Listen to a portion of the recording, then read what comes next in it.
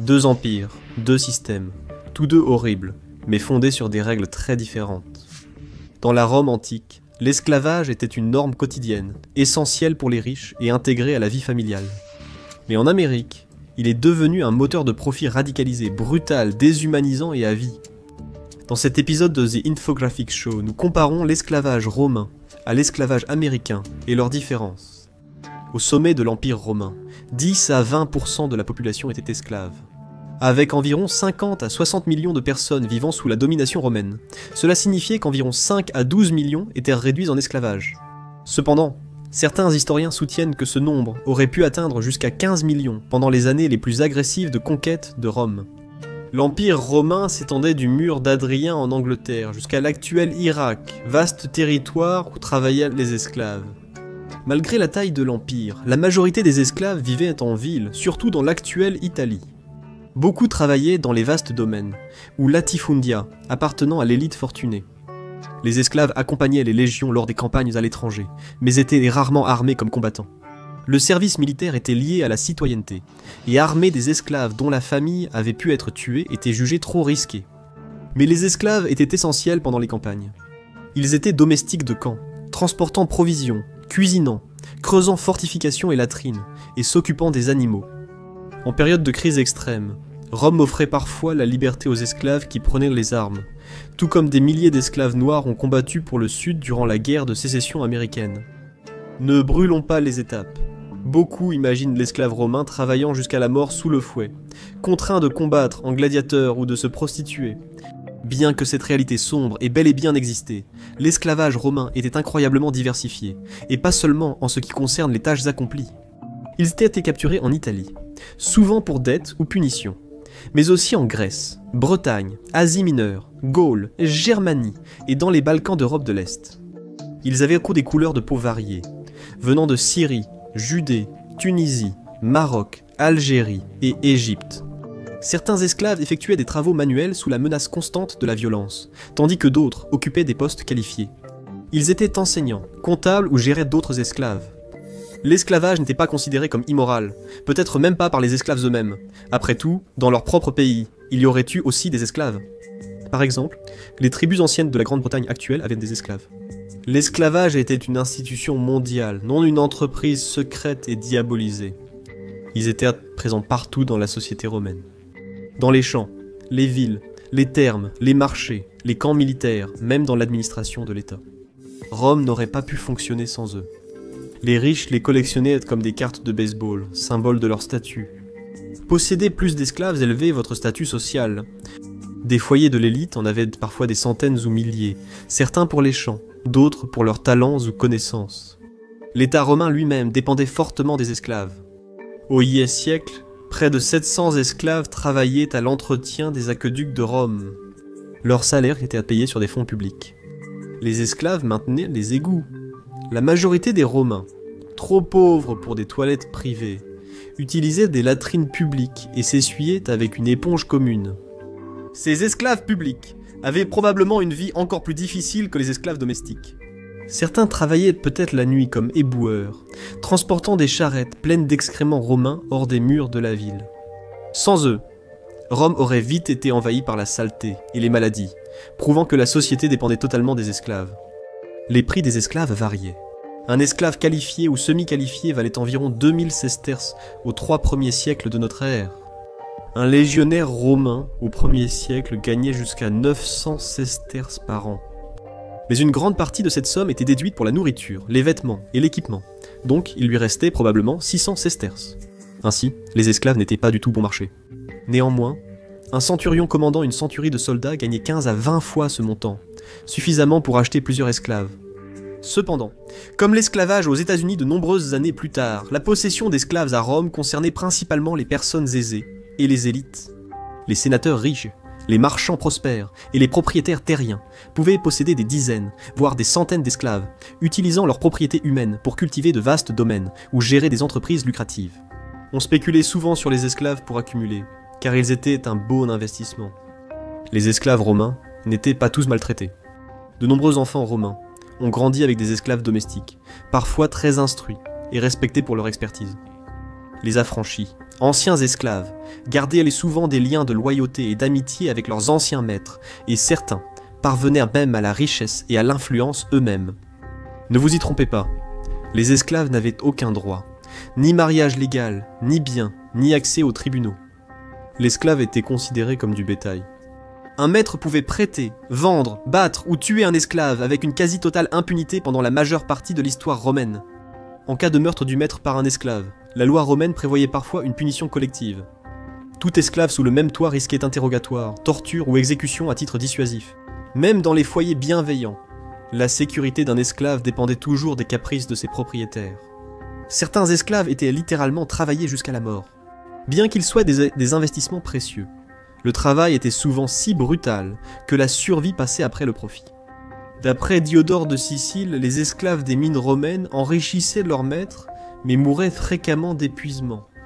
Il a écrit « Ils usent eux-mêmes leur corps, jour et nuit, dans les galeries souterraines, mourant en grand nombre à cause des difficultés exceptionnelles, contraints sous les coups des surveillants. » Mais les preuves montrent que les Romains prenaient soin de ne pas pousser leurs esclaves trop loin, et cela pour une raison cruciale, la peur de la révolte. Aucun maître ne voulait dormir ou manger sous le même toit que quelqu'un qui secrètement souhaitait sa mort. Le philosophe Sénèque a écrit qu'il est honorable de traiter ses esclaves avec modération, estimant que même les prisonniers de guerre et esclaves ne devaient pas être traités comme des animaux. Les esclaves travaillaient généralement discrètement en arrière-plan, cuisinant, nettoyant, et subissant souvent les avances de maîtres ou de maîtresses lubriques. Au banquet romain, les esclaves étaient partagés entre invités sans choix, traités comme biens, sans protection légale contre les abus. Rome avait un commerce du sexe prospère, avec des bordels ouverts et des hommes de toutes classes fréquentant les prostituées sans stigmatisation. Selon la loi romaine, coucher avec une prostituée esclave n'était pas jugé adultère.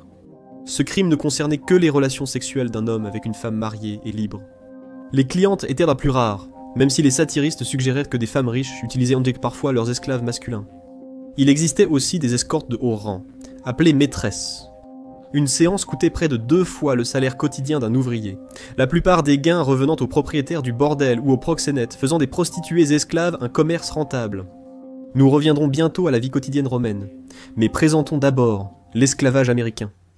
L'esclavage existait en Afrique avant l'arrivée des Européens. Dès 1000 ans avant notre ère, les réseaux transsahariens transportaient des captifs d'Afrique de l'Ouest et centrale.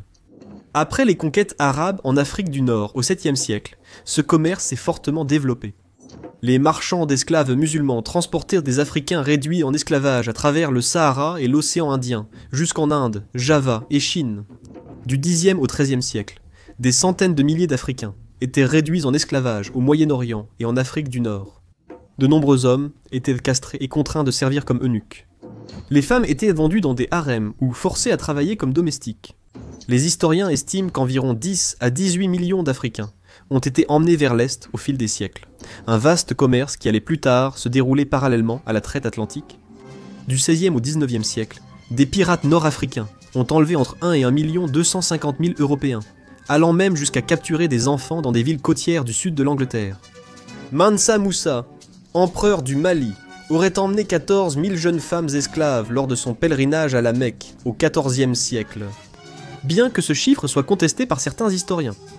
Puis, au XVe siècle, les Européens ont commencé à commercer des esclaves d'Afrique subsaharienne. En 1448, les Portugais avaient acheté environ 1000 Africains réduits en esclavage, envoyés à Madère et aux Açores pour les premières plantations de sucre. Une grande part de ce commerce dépendait d'intermédiaires africains. De puissants royaumes et chefs côtiers capturaient ou achetaient des captifs lors de raids et les vendaient aux marchands européens. À la fin des années 1400, des commerçants portugais, dont certains Lonsarus mariés à des Africaines, avaient dit fonder des comptoirs sur la côte ouest africaine, jetant les bases d'une vaste industrie transcontinentale. Ensuite, Espagnols, Hollandais, Britanniques et Français envoyèrent aussi régulièrement des navires en Afrique pour acheter des captifs à transporter vers l'Atlantique. Le voyage vers les Amériques, appelé la traversée du milieu, était un véritable cauchemar vivant. Les captifs étaient enchaînés, affamés, entassés dans des cales immondes et exposés aux maladies pendant des semaines en mer. Entre 10 et 20% mouraient en route, soit environ 1,8 million sur les 12,5 millions d'Africains déportés à travers l'Atlantique décédant avant d'atteindre la côte. Certains sautaient dedans par-dessus bord, pensant que la mort valait mieux qu'une vie de servitude brutale. La mort, ou les sauts par-dessus bord, coûtant cher aux négociants, chaque esclave valant 20 à 30 livres. Les Portugais, principaux trafiquants, ont déporté environ 5,8 millions de captifs sur tout au Brésil. Les Britanniques ont transporté environ 3,2 millions d'esclaves durant la traite transatlantique. 2,2 millions ont été envoyés aux Caraïbes et environ 265 000 en Amérique du Nord. La base Slave Voyage indique que les États-Unis auraient reçu plus de 305 000 Africains en 1860, après des générations nés esclaves. La population afro-américaine atteignait 4,4 millions, dont environ 3,95 millions réduits en esclavage. Cela signifiait que plus de 10% de la population américaine, qui comptait alors 31 millions d'habitants, vivait en esclavage. La Grande-Bretagne a adopté le Slave Trade Act en 1807, interdisant la traite transatlantique, mais l'esclavage lui-même est resté légal dans son empire jusqu'à l'adoption du Slavery Abolition Act de 1833, qui a libéré les personnes réduites en esclavage. La Grande-Bretagne a versé 20 millions de livres aux propriétaires d'esclaves, et non aux personnes réduites en esclavage.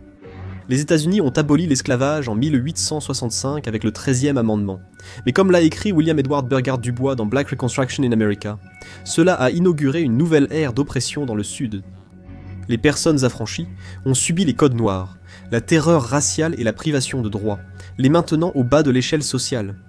On dit que les premiers esclaves africains sont arrivés dans les futurs États-Unis en 1619. Un corsaire néerlandais a capturé 20 à 30 prisonniers angolais sur un navire négrier portugais et les a vendus aux colons anglais à Jamestown. Mais des Africains avaient déjà été réduits en esclavage dans les Amériques auparavant. Les Espagnols ont amené des Africains réduits en esclavage dans leurs colonies caribéennes et en Floride en 1565. Les Angolais de 1619 furent enregistrés comme serviteurs sous contrat, à l'instar des Européens pauvres, travaillant déjà dans les plantations de Virginie. Ces Africains ont travaillé dans les plantations de tabac fondées 12 ans plus tôt par la Compagnie de Virginie de Londres. Comme les serviteurs sous contrat blanc, ils étaient traités comme des marchandises pour un travail forcé brutal.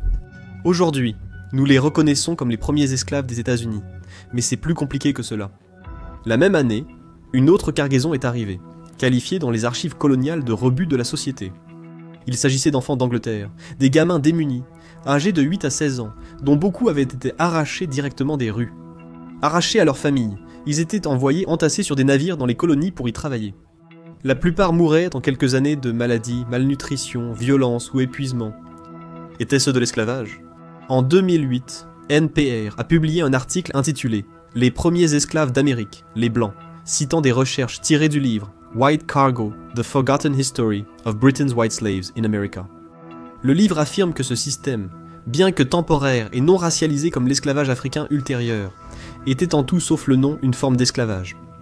Il a instauré l'esclavage racial et, comme vous le verrez, même le racisme. La principale différence était que certains avaient des contrats leur garantissant la liberté après 3 à 7 ans. Ainsi, ils étaient qu'au bon marché, mais les élites de Virginie pouvaient contourner le système. Entre 300 000 et 500 000 Britanniques et Irlandais ont été envoyés dans les colonies, sur environ 150 ans, en tant que soi-disant serviteurs sous contrat, beaucoup contre leur gré. Les registres des navires les classaient comme fret, avec le bétail et les provisions. Environ 30% mouraient lors du voyage et 40% en servitude, ne laissant survivre qu'une minorité. Le mythe qu'ils ont choisi la servitude n'est que partiellement vrai. Alors que certains ont signé sous la pression de la misère économique, beaucoup ont été dupés, contraints, forcés ou carrément enlevés. Environ 20% y ont été envoyés de force directement depuis les prisons. Voleurs, vagabonds, dissidents politiques, gitans, prostituées, et je cite, toute personne déplaisant aux classes supérieures. Des dizaines de milliers d'enfants ont été emmenés, beaucoup enlevés de force, c'est-à-dire arrachés dans les rues par des bandes de recruteurs. Rien qu'un de ces trafiquants, l'esprit nommé William Tien, a enlevé 840 enfants de Grande-Bretagne en une seule année. Un article sur le processus indiquait que les enfants arrivant sans contrat d'engagement pouvaient être soumis à des périodes de service beaucoup plus longues. Les servantes subissaient fréquemment des violences sexuelles, et certaines étaient envoyées pour procréer afin d'accroître la main-d'œuvre future. Un enfant né d'une servante, abusé ou non, devait servir jusqu'à 21 ans, assurant ainsi aux planteurs une nouvelle main-d'œuvre gratuite. La loi de Virginie sur la fornication imposait une amende au maître si une femme tombait enceinte. Si le paiement n'était pas fait, elle était fouettée. En 1662, une loi imposait qu'une servante enceinte de son maître soit vendue à la paroisse pour 2 ans après son contrat, pour compenser l'absence due à la grossesse. En 1691, une nouvelle loi stipulait que si une servante blanche avait un enfant avec un homme noir, 5 années seraient ajoutées au Sbiotat à sa période de service, et l'enfant serait asservi pour 30 ans. Les plaintes de violence ou d'abus sexuels étaient presque toujours ignorées par les tribunaux coloniaux. Les coups étaient courants. Exemple terrible. Elizabeth Abbott, enlevée d'Angleterre. Après plusieurs tentatives d'évasion, son maître l'a fouettée 500 fois jusqu'à la tuer. Personne n'a été inculpé. Les archives indiquent que, parmi le groupe avec lequel elle est arrivée, sur 300 enfants, seulement 12 ont survécu après 2 ans. Sur 5000 domestiques arrivés dans une colonie entre 1670 et 1680, seulement 241 sont devenus propriétaires terriens. Près de 3500 sont morts, avant la fin de leur contrat. À la mort d'un maître, les domestiques étaient transmis comme dettes ou biens, mentionnés dans les testaments, avec le bétail et le tabac. De nombreux domestiques sous contrat voyaient leurs conditions comme un esclavage temporaire, sachant que beaucoup ne survivaient pas jusqu'à la liberté. Les contemporains voyaient aussi les domestiques comme des esclaves. David Piterge de Vries nota que les planteurs anglais jouaient leurs domestiques aux cartes, traitant des vies humaines comme des jetons. Il disait que les planteurs les faisaient souvent travailler jusqu'à la mort. Pour un homme d'affaires sans scrupules, il était logique d'épuiser un travailleur temporaire et de le remplacer par un autre corps bon marché. Les domestiques sous contrat devaient avoir des droits, mais les archives montrent qu'ils étaient surtout fictifs. Les tribunaux coloniaux soutenaient presque toujours les planteurs lors de plaintes pour mauvais traitement. Les contrats étaient alors prolongés pour des accusations fictives, comme casser un outil, répondre ou tomber malade. L'oisiveté ou l'insubordination menaient souvent à des chaînes, des mutilations ou au marquage au fer. Certains avaient des oreilles coupées, ou des cicatrices de coups de fouet. Alors, était-ce de l'esclavage ? Selon les normes modernes, oui, c'était de l'esclavage. Ce n'était pas perpétuel ni racialisé comme le deviendra l'esclavage africain, mais pour beaucoup, même alors, c'était de l'esclavage, sauf le nom. Les domestiques blancs travaillaient encore dur quand les Africains arrivèrent plus nombreux. Ils étaient en serviteurs sous contrat et, comme les Blancs, pouvaient finir leur engagement. Certains, comme Anthony Johnson, ont été libérés et ont ensuite possédé des domestiques.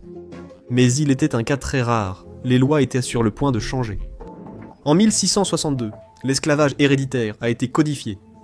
En 1664, la loi du Maryland rendait esclaves à vie tous les Africains et leurs descendants. En 1669, la loi de Virginie, un acte concernant le meurtre accidentel d'esclaves, déclarait que si un esclave mourait pendant une punition, cela ne serait pas considéré comme un crime. Cela légalisait le meurtre des noirs esclaves, ce qui n'a jamais été fait pour les serviteurs blancs. John Punch fut condamné à la servitude à vie en 1640 pour s'être enfui. Châtiment que les serviteurs blancs n'ont pas subi. En fait, il a été la première personne condamnée à l'esclavage perpétuel. Le Hollandais et l'Écossais évadés ont vu leur servitude prolongée de 4 ans. Noirs et blancs travaillaient ensemble, mais les propriétaires terriens imposaient des lois iniques qui changeaient tout. La solidarité fleurissait parfois entre les esclaves noirs et les domestiques blancs. On dit qu'ils fuyaient ensemble, partageaient leur nourriture, se cachaient et complotaient des rébellions. Lorsqu'ils fuyaient, des annonces paraissaient dans les journaux, comme celle concernant des esclaves en fuite publiée dans le Maryland Gazette le 20 août 1761. Le propriétaire offrait 40 shillings pour retrouver ses 4 esclaves noirs fugitifs. Le 23 avril 1775 dans le Virginia Gazette, le même homme offrait 40 $ pour la capture de 2 fugitifs blancs, un jeune écossais et un anglais. Les 2 annonces ont été écrites et signées par George Washington. En 1663 dans le comté de Gloucester, 9 domestiques frustrés par le manque de nourriture ont décidé de s'armer et de réclamer leur liberté au gouverneur. Quelqu'un les a dénoncés et ils ont été arrêtés avant la date prévue. 4 ont été pendus, le délateur a obtenu sa liberté et 5000 livres de tabac, bien qu'il ait dû compenser les maîtres pour le temps perdu. La rébellion de Bacon a réuni blancs pauvres, esclaves noirs et noirs libres contre la classe dirigeante. Ils ont presque renversé l'élite, effrayant les planteurs par leur violence et en révélant une vérité menaçante. Une classe inférieure unie pouvait défier tout le système. La réaction des riches virginiens fut sans pitié. Les législateurs ont commencé à inscrire dans la loi des distinctions raciales, accordant aux blancs pauvres de petits privilèges, allégeant leurs peines, et diffusant l'idée que la liberté était un privilège racial, et non un droit universel. Cette stratégie a séparé des alliés potentiels, instaurant une hiérarchie raciale qui détournait les blancs pauvres de leur exploitation, et propageait le racisme contre les noirs.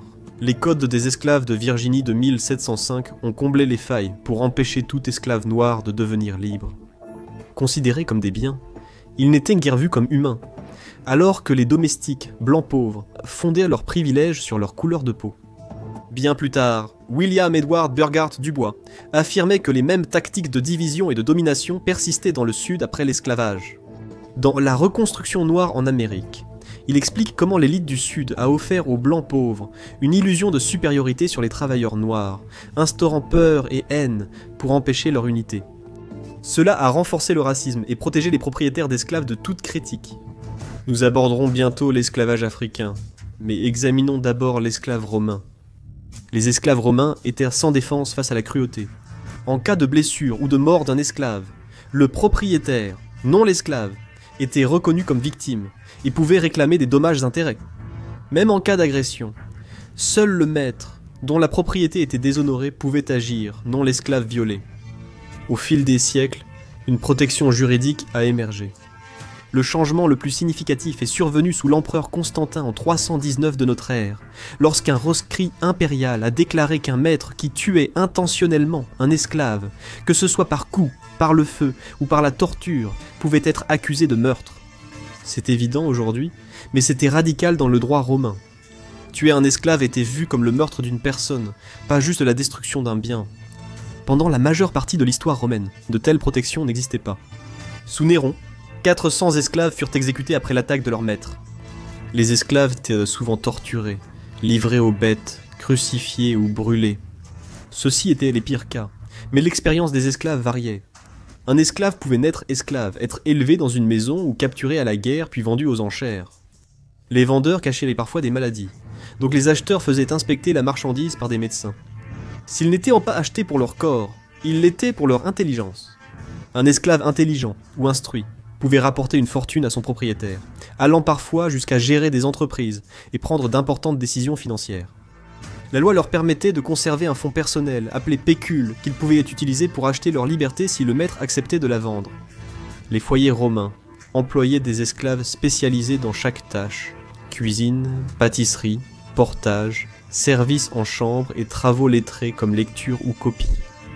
Les esclaves hautement qualifiés étaient plus précieux et plus susceptibles d'être affranchis. Les horaires dépendèrent du maître. Certains esclaves vivaient mieux chez des propriétaires non tyranniques ou lubriques. Les jours fériés offraient parfois du repos, mais l'esclavage restait déshumanisant et les punitions pouvaient être terribles. Certaines femmes riches étaient reconnues pour brutaliser les esclaves féminines, les battant pour de simples erreurs. Les témoignages d'esclaves sont rares, mais les historiens romains évoquent cet mauvais traitement, rébellions, automutilations et nombreuses tentatives de fuite, révélant la misère subie. Certaines brisaient volontairement des outils, ou faisaient des erreurs pour affirmer leur autonomie, ce qui menait souvent à des coups. Les punitions allaient des coups de bâton ou de fouet à la marque au fer rouge sur le front des esclaves fugitifs. Certains étaient enchaînés pour travailler au champ, ou humiliés avec la furca, un lourd joug de bois à porter dans les rues. Les esclaves n'avaient pas d'uniforme et ressemblaient aux citoyens libres pauvres.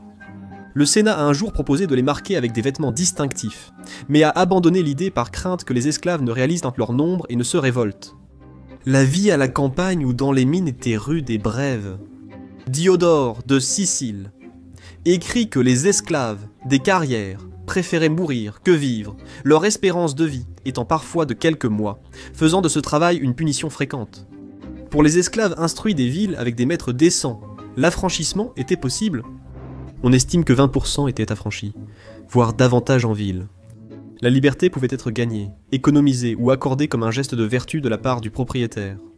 Des affranchis sont devenus héritiers, exécuteurs testamentaires ou riches citoyens. L'esclavage a toujours été déshumanisant, mais la vie pouvait aller de l'insupportable à relativement privilégié. La différence entre un esclave comptable chez un patricien et un ouvrier de carrière enchaîné était énorme. La liberté coûtait le prix de l'esclave. Un médecin ou un intellectuel valait de 4 à 8 000 sesterces, certains dépassant 10 000 s'ils étaient non célèbres pour leur beauté ou leur talent. Le médecin Galien formait des médecins esclaves. Le secrétaire de Cicéron était un esclave, tout comme le conteur Ésope. Rarement, les esclaves sexuels pouvaient acheter leur liberté, comme Vibia Calibi, qui a ensuite dirigé un bordel en tant que femme affranchie. Un homme dur et fort, capable de se battre, gagnait le respect de son maître dans l'arène des gladiateurs. Les meilleurs spécimens valaient entre 3 et 8 000 sesterces, les tout meilleurs jusqu'à 12 à 15 000.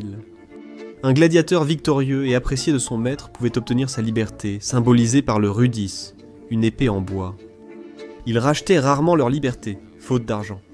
Flamma, gladiateur syrien, a remporté sa liberté 4 fois mais a continué à combattre. Il a combattu 34 fois, remporté 21 victoires, et est mort à 30 ans tué d'un coup de trident au cou. Vieux pour un gladiateur, la plupart mouraient dans la vingtaine. Une fois libres, les esclaves affranchis à Rome avaient peu de restrictions. Les affranchis étaient inférieurs mais pouvaient devenir riches. Certains accédaient à des postes importants, et leurs enfants pouvaient exercer des fonctions politiques. Même ceux ne le pouvaient pas. Les Romains valorisaient les droits de naissance, mais la mobilité sociale existait. Aux États-Unis, les esclaves des plantations ressemblaient davantage aux esclaves romains des champs ou des carrières, rarement à des médecins ou des scribes. Ils pouvaient parfois acheter leur liberté si les propriétaires l'autorisaient. En 1839 à Cincinnati, 42% des Noirs libres avaient acheté leur liberté. Nombreux ont tenté de libérer des proches, comme Ventor Smith, capturé en Afrique, vendu contre du rhum et du calico, puis réduit en esclavage à la Barbade, au Rhode Island et au Connecticut. En 1765, il a acheté sa liberté pour 71 livres, et 2 shillings, puis celle de sa femme, son fils et ses 2 filles. Il a payé 200 $ pour chaque fils, 40 livres pour sa femme, et a aussi acheté un esclave qui s'est enfui. La liberté pouvait être donnée par testament. Dans le sud, autour de la Révolution, cela a fait passer la population noire libre de moins de 1% à environ 10% en 1810. Le travail au champ était brutal, souvent 15 à 16 heures par jour. Les esclaves travaillèrent dans le coton, le riz, le tabac, le sucre, ou comme menuisiers, couturiers, transporteurs ou domestiques.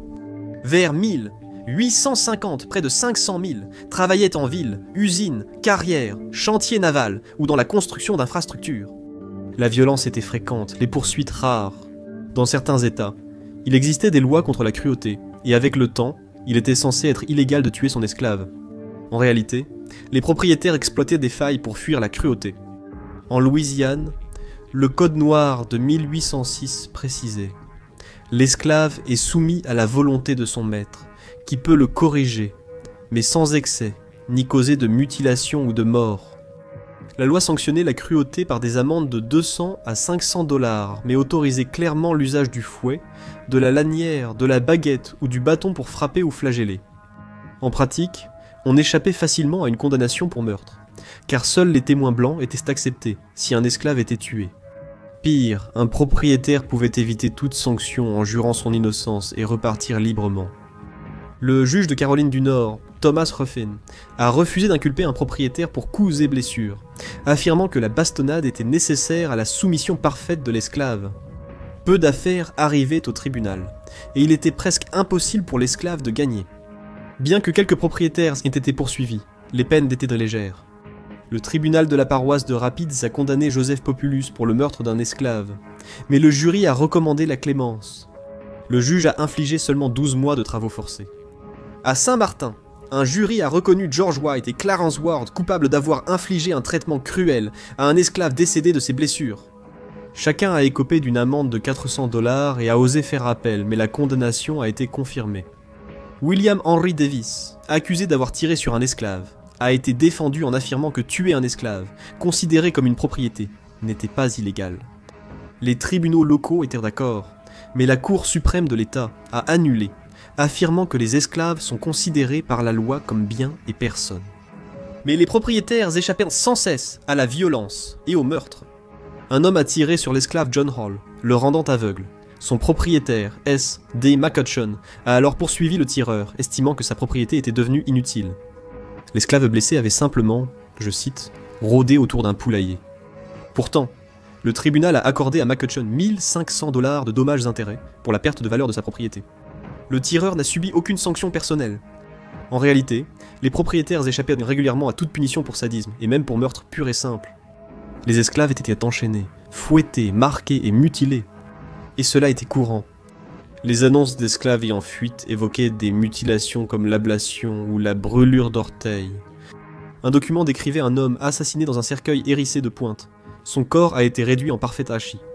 Certains sont morts, sous les coups de fouet, leur vie finissant dans une brutalité sanctionnée. Frédéric Douglass a écrit au sujet de sa tante Esther, fouettée jusqu'à ce que le sang s'accumule sur le sol. Plus elle criait fort, plus il la fouettait violemment.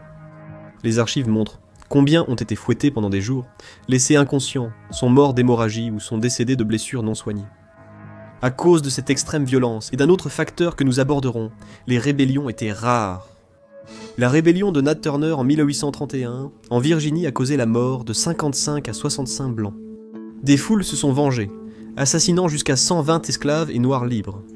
Les autorités ont exécuté 56 personnes, dont certaines innocentes. C'était horrible. Un message brutal à quiconque penserait se révolter. Ce n'était pas Rome. Les politiciens débattaient aussi sans cesse de l'esclavage. Le 22 mai 1856, le sénateur abolitionniste Charles Sumner a été violemment agressé au Sénat pour un discours anti-esclavagiste et une insulte. L'agresseur, le sénateur démocrate Preston Brooks de Caroline du Sud, fut salué comme un héros dans le Sud et réélu. Il y avait un type de gladiateur noir, mais en tant que boxeur, il ne luttait généralement pas pour la liberté. L'esclave Tom Molineux a fait fortune à son propriétaire grâce à la boxe, puis s'est affranchi avec 500 $. Les propriétaires inscrivaient souvent des hommes forts dans des combats, mais évitèrent de risquer des biens précieux. Les esclaves d'eau étaient bien formés à se battre pour divertir, et des preuves montrent que les propriétaires y favorisaient aussi des bagarres entre eux dans des contextes informels. Ils opposèrent des esclaves à d'autres esclaves, non seulement pour divertir, mais aussi pour empêcher toute solidarité. Frédéric Douglass a raconté s'être battu contre l'homme engagé pour le briser, écrivant « J'ai décidé de me battre ». L'homme qu'il a affronté était surnommé « briseur d'esclaves », comme pour un cheval sauvage. Ces briseurs étaient en général des hommes blancs, parfois des esclaves noirs favorisés par le propriétaire. Douglass affirmait que les propriétaires divisaient les esclaves en créant de la rancœur et en privilégiant certains. Encore une fois, la stratégie de diviser pour mieux régner. Il a dit qu'à l'occasion des jours fériés, les propriétaires donnaient de l'alcool aux esclaves et les regardaient se battre, mais Douglass n'y a jamais participé. Il comprenait les aspects psychologiques importants de l'esclavage. Offrer des congés, de l'alcool et créer des différences de statut, et la solidarité disparaît vite. Les femmes subissaient d'autres horreurs, étant souvent agressées par les propriétaires sans possibilité de plainte. Un livre raconte qu'une femme s'est défendue. Le traître est mort d'infection, et elle a été accusée de meurtre. Un esclave en Louisiane se rappelait que les épouses blanches toléraient les abus de leurs maris envers les esclaves. Les jeunes femmes devaient procréer pour économiser de l'argent aux propriétaires. Beaucoup étaient considérées comme des reproductrices, associées à des hommes forts pour produire des enfants qui seraient été vendus plus tard. Dès leur enfance, les enfants esclaves portaient de l'eau, désherbaient, nourrissaient le bétail et emmenaient les vaches paître. Dès 7 ou 12 ans, ils travaillaient durement au champ. Les esclaves âgés ou blessés filaient le coton, cuisinaient ou faisaient des vêtements. À leur mort, ils étaient souvent enterrés anonymement hors de la plantation. Quelques propriétaires autorisèrent les esclaves à travailler à côté ou à cultiver des jardins, mais ces maîtres étaient les rares. Comme à Rome, l'esclavage dans le sud des États-Unis montrait la richesse. Seuls 25 à 30% des foyers blancs du sud avaient des esclaves, et 1% de l'élite en détenait plus de 50. Les blancs pauvres, surnommés gens de rebut ou mangeurs d'argile par les élites, ne pouvaient pas posséder d'esclaves. La majorité des esclaves étaient analphabètes. Seuls 1 à 5% savaient lire, contre 25 à 30% des blancs pauvres. Des lois rendaient illégal l'enseignement aux esclaves noirs. Frédéric Douglass s'est instruit lui-même pendant qu'il se cachait, grâce à de vieux journaux que des blancs pauvres, dont il s'était fait des amis, lui faisaient passer en cachette. Douglass est ensuite devenu un écrivain et orateur célèbre, confirmant les craintes des propriétaires d'esclaves envers des esclaves instruits. Après l'abolition, les puissants ont opposé les blancs pauvres aux noirs affranchis. Douglass a écrit « En encourageant l'hostilité de l'homme blanc pauvre et laborieux envers les noirs, les propriétaires d'esclaves ont réussi à faire de cet homme blanc presque autant un esclave que l'esclave noir lui-même. » William Edward Burghardt Dubois qualifiait cela de stratégie de division pour régner, reprise ensuite par le FBI pour saper l'unité raciale défendue par Fred Hampton, assassiné, et Martin Luther King Jr. Douglas expliqua à Andrew Johnson qu'ils divisèrent pour conquérir. Et de nombreuses années plus tard, le Washington Post a rappelé cela aux Américains, avec un article dont le titre était « Comment les oligarques américains ont créé le concept de race pour diviser et conquérir les pauvres ». À Rome, l'esclavage n'était pas du tout basé sur la race. Diviser pour régner, oui, mais pas selon la race. En 1864 millions d'Afro-Américains esclaves constituaient 13% de la population américaine, et un tiers du Sud. Leur travail forcé soutenait une industrie cotonnière prospère, qui générait la moitié des revenus d'exportation américains à son apogée. Elle représentait directement 5 à 10% du produit intérieur brut national et bien plus indirectement. Leur sang et leur travail soutenaient la richesse des élites, le pouvoir de l'État et le commerce mondial. L'esclavage persiste. On estime que 38 à 50 millions de personnes subissent encore le travail forcé dans le monde. L'esclavage de propriété est interdit, mais en Afrique, Asie et Moyen-Orient, certaines pratiques rappellent encore l'ancien esclavage. Sans compter les millions de victimes de trafic illégal dans le monde, y compris aux États-Unis et dans d'autres pays développés. Avant d'arriver aux plantations, de nombreux captifs ont subi un voyage éprouvant. Consultez La vie à bord d'un navire négrier pour en découvrir la réalité.